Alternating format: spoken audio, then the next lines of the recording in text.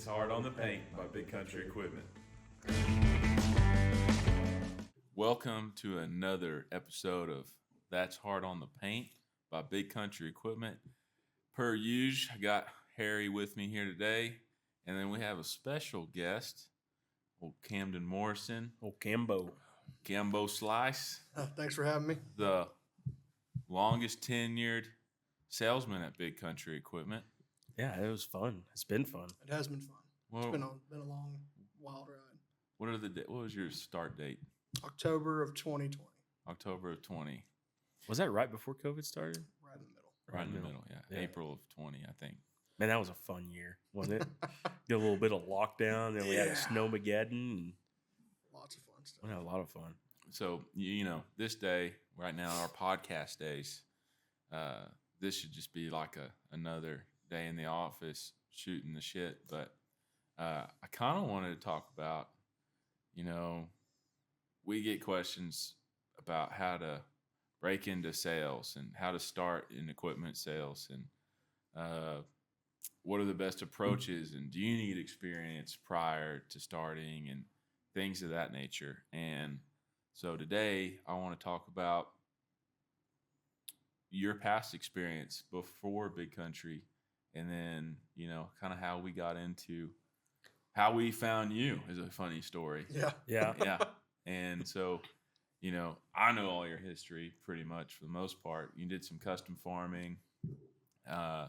You're always selling something. I mean, I remember our kind of friend group and circles kind of ran in between each other for the most part. So I always knew of you in a way. Probably met a handful of times, don't remember it. Yeah, definitely. Definitely. But I do remember when we did hire you, a few people would be like, so who you have working for you now? I said, Camden Morrison.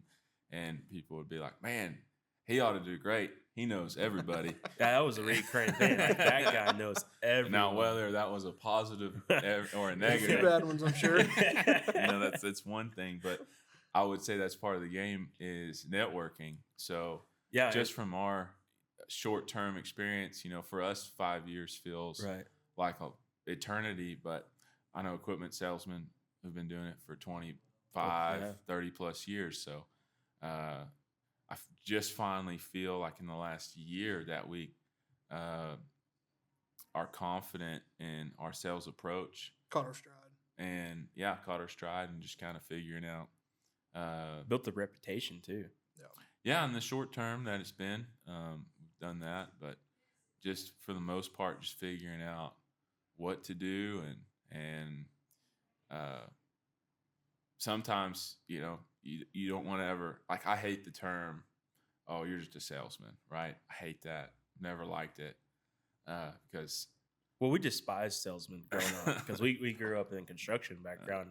A guy come in and be knocking on the door and you're just like, oh my gosh, another guy. Yeah. And so. But I don't like that term because I feel like the way we operate our business is as a salesman, you're going kind of above and beyond the Call of Duty. Well, but what the average consumer is used to, we try to go above that. And so, anyways, that's all stuff that we've learned in the last 5 years. And so Camden, what did you know growing up? Let's start at high school. When I was in high school, I was being pushed to figure out what I was going to do for the rest of my life. And that's something a lot of kids are pushed to do, which is a good thing because you want to start thinking about it. And a lot of people will change careers 3 to 4 times throughout their life. So, did you know you wanted to go into sales early on? Not a clue. Didn't have a clue at all. My dad told me that I don't care what you do. You can go to school, you can go to work, but you're going to do something and you're going to do it well. So. Mm-hmm. That's what. It's a great mentality. Yeah, if you want to go to school, that's fine. Get after it. If you want to go to the work field, keep farming, do whatever, just figure it out. I mean, your dad's built a great career in itself, and he was in sales and operations before that, right? Mm-hmm. So there's a lot of good experience there pushing forward. Absolutely. Growing up. What when you were kind of starting getting phased out of high school, what was your first real job? This is my first real job. Before that, I farm hand and ranch hand and went everywhere under the sun picking cotton, and decided one day that I wanted a real job and wanted to not have to go somewhere all the time. And here I am, still having to go somewhere all the time, but having a lot more fun. Yeah. Yeah, you don't have to blow Certainly. as many cotton pickers out either. No, I sure don't. Sure don't. Where was the furthest when you're custom farming? Where was the furthest that y'all went? Man, we were down in Taft, Beeville, Skidmore, Tynan. That's usually, we go down south that far, and then go to La Prairie or South Uvalde.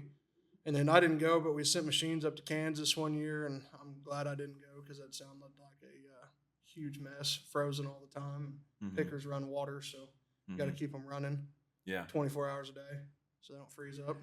Oh, that's horrible. I always like to tell people when we became the New Holland dealer that when I was searching for a salesman that I really wanted to hire someone who had experience farming, whether that was doing row crop stuff or Hay or if you're farming hay and you're baling and cutting or whatever, that I wanted to hire someone that already had experience in it because you want to give the consumer confidence that, hey, you know what you're talking about. And, I could talk inside and out on a skid steer, but for a speed rower, that was really There's just foreign. some stuff you can't teach. You got to learn. Yeah. You got to do. yeah, there's a And- difference between education and experience, and Yeah. experience beats education a lot. We had a tight payroll to meet when we hired you too. And Now, you I'm take not beer as saying- currency. And I'm not saying we were, we got you because you were all we could afford, but I didn't open that job application up. I said, we had just let go of a salesman, and I called Harrison. I said, man, we got to hire someone that knows this equipment and knows people. And he said, why don't you give old Camden Morrison a call? I said, that's a good idea. I'll do that. Well, and the reason why I picked your name out of the hat was because I bet I had 20 people within that 3 months prior to letting that salesman go. Like, man, you need to hire Cambo. Like, you need to hire Camden. Like, he's tired of custom farming. He wants to come back home. He wants to, and he's like, man, that dude knows everyone. Like, all right, Cambo, you're up. Hiring you turned out to be great. It was kind of slow there at first, as it is. But we were slow as a business too. So it's been really neat because our education has kind of risen together, and what we didn't know, you educated us on, and what you didn't know, we had the opportunity to educate you on. So it's just been a wonderful experience, and you got guys all over y'all's social media all the time, and I think a few companies tried to steal you from us.